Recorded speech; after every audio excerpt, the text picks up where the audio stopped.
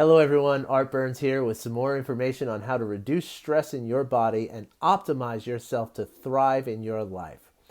As human beings, we have a tendency to cling to the things that we judge as good. Okay, vacations, concerts, time out with friends, barbecues, whatever it is. We tend to cling to these things on an emotional level because we don't want them to end. They feel good.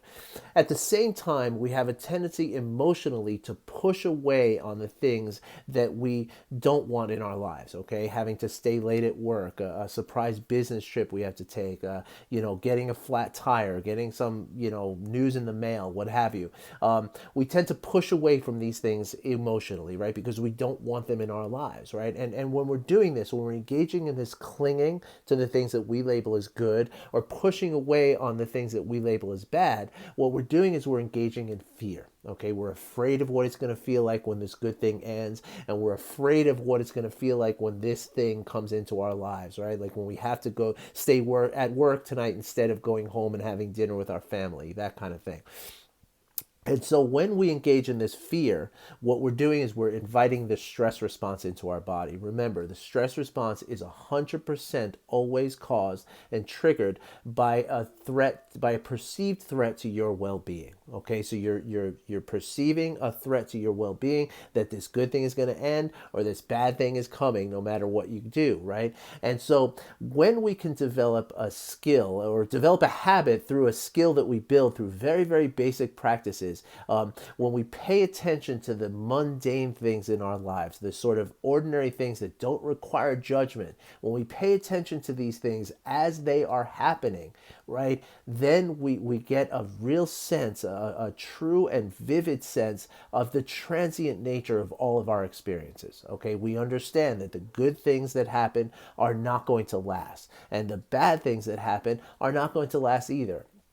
And when we can develop that on a habitual automatic level, because it's hard to remember, right, when something bad comes up, it's hard to remember that, oh, if I look back on this in a week, it's not going to seem as bad. At the moment it seems tragic, and that's the stress in your body coming in, right? That's what's happening. And so when we can do this, right, through very, very basic practices, we build a skill and develop a habit around that skill.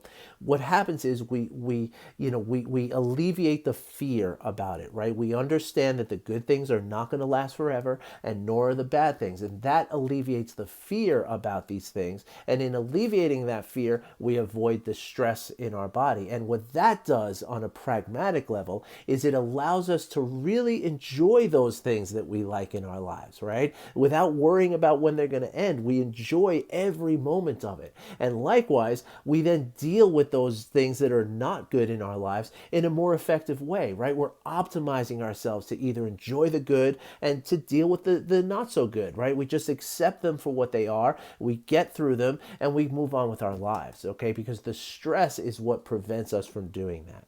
So if you would, now, of course, I've named a couple of very simple examples here, and I'm sure you have other examples in your life. If you'd like to talk about these practices and how they will affect the things in your life, please drop a comment below, send me a DM. Let's talk about this. Let's see if I can help you figure out how to get some of these practices in your life so you can develop this habit that I talk about and really kind of be stress-free for the rest of your life. All right, everybody, have a great day. Thanks for listening. Talk to you soon.